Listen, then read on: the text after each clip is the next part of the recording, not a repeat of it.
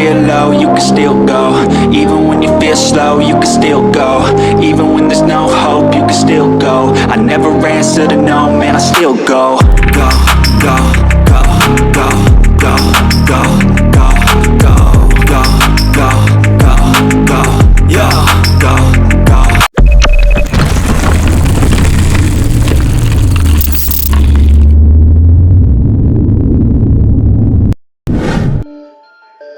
Di episode sebelumnya kita melihat pertarungan Hidari dan Ego Naruto, di mana Hidari dihajar habis-habisan oleh Ego Naruto, bahkan sampai terluka parah.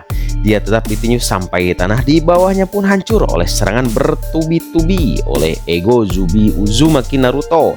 Hidari pun tidak punya kesempatan untuk bertahan ataupun menyerang balik. Tapi walaupun begitu, Hidari adalah seekor Jubi yang mempunyai ingatan Sasuke dan jati dirinya sudah terbentuk dengan bekal. Ternyata Hidari sudah menyiapkan rencana cadangan sebelum Hidari diserang habis-habisan ke bawah. Dia sudah melempar tombak petir ke langit dan akan jatuh ke tempat di mana Hidari diserang oleh Ego Zubi Uzumaki Naruto.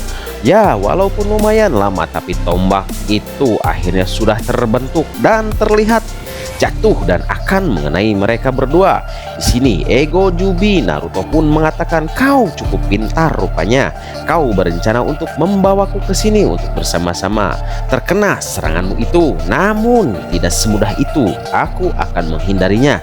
Kemudian Hidari pun tersenyum karena Ego Zubi Uzumaki Naruto sudah bertindak sesuai dengan prediksinya. Namun ternyata Ego Naruto tidak menghindar. Dia justru memegang tubuh Hidari dan melemparkannya ke atas, ke arah tombak petir yang sedang menuju ke arah mereka berdua. Ego Zubi Naruto pun mengatakan, "Daripada aku menghindar, lebih baik aku hantarkan kau kembali ke arah seranganmu, Hidari."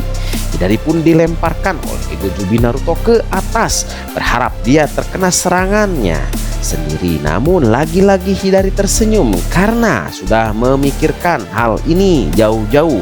Jika Ego Naruto tidak menghindar, dan akhirnya Hidari memegang tombak petir itu melemparkan ke arah Ego Naruto.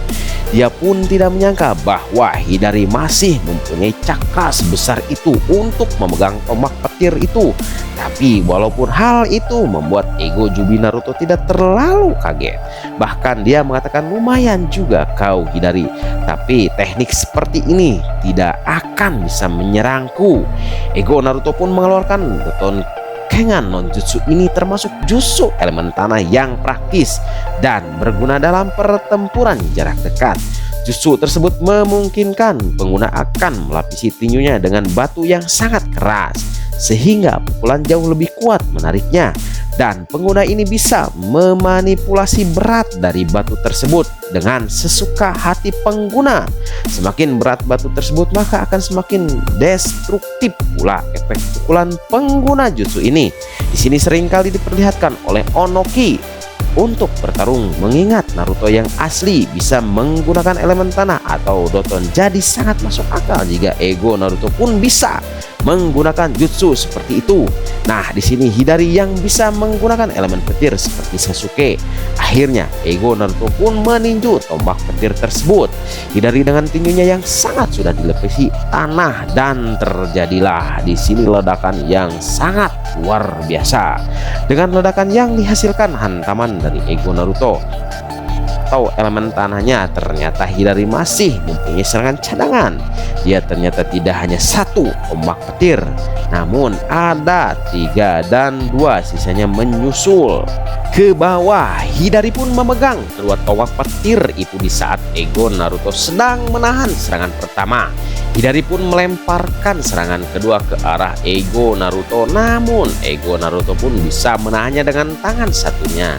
Dan serangan ketiga Hidari dilontarkan ke arahnya. Ego Naruto pun tidak ada pilihan dan berkata, "Sialan, ternyata kau sudah menyiapkan tombak petir lebih dari 2. Dia pun mau tidak mau terkena tombak petir.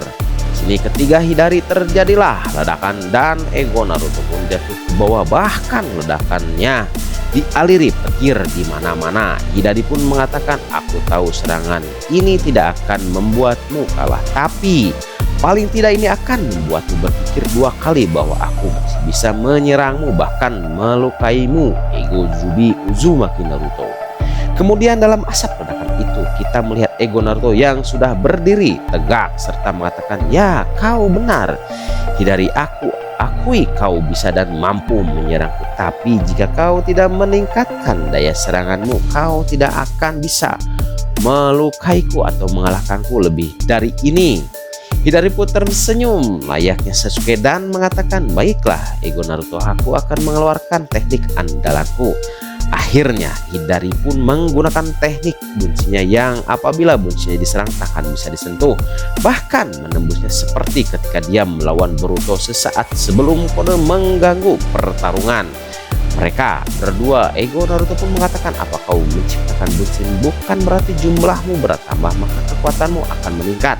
Aku akan mengalahkanmu semua bunshinmu."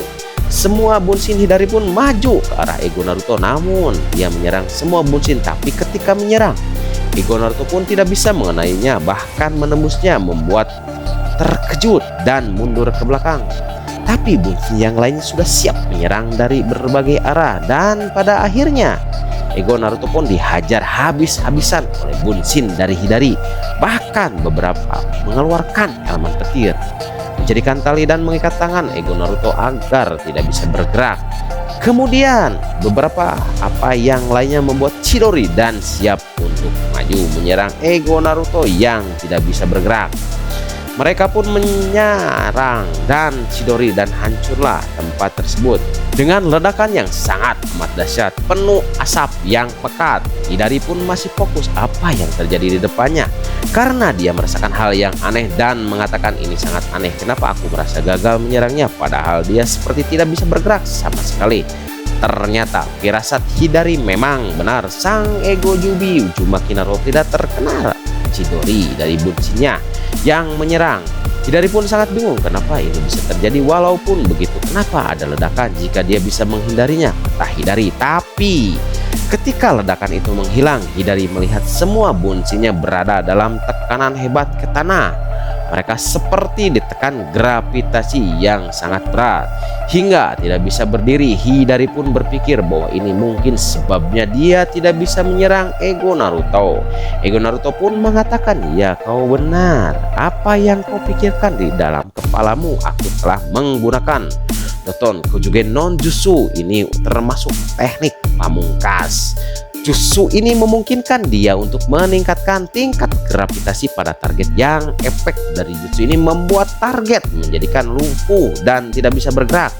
Bahkan target bisa hancur pelan-pelan akibat tekanan gravitasi yang sangat terlalu kuat." Karena ego Jubi Naruto tidak bisa menyerang bunshin Hidari, maka satu-satunya cara adalah menahannya dengan gravitasi yang sangat tinggi. Dan pada akhirnya bunshin yang membuat Hidari hanya menyerang tanah karena gravitasi yang sangat berat untuk dipukul. Hidari pun mengatakan, "Rupanya kau mempunyai teknik yang sungguh merepotkan. Ya, walaupun kau tidak bisa menyerang bunshinku, tapi kau adalah musuh yang sangat pantas karena bisa menyerang pasukan bunshinku." Ego Jubi Naruto pun mengatakan, "Kurasa sudah cukup bermainnya, aku akan segera mengakhiri pertarungan ini."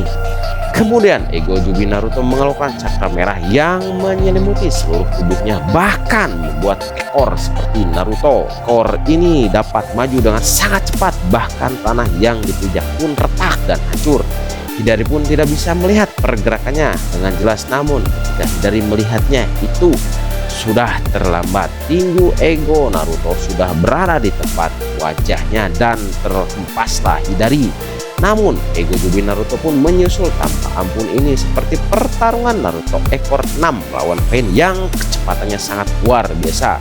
Ego Jubi Naruto mengeluarkan Chodama Rasengan yang ukurannya di luar nalar, bahkan Rasengan itu besar sampai seukuran komet dan menyerang Hidari tanpa ampun. Tapi di sini Hidari mengaktifkan Black White Susanoo untuk menahan dan melempar Rasengan ke angkasa dan mengatakan, "Baiklah ego Naruto, aku juga mulai serius."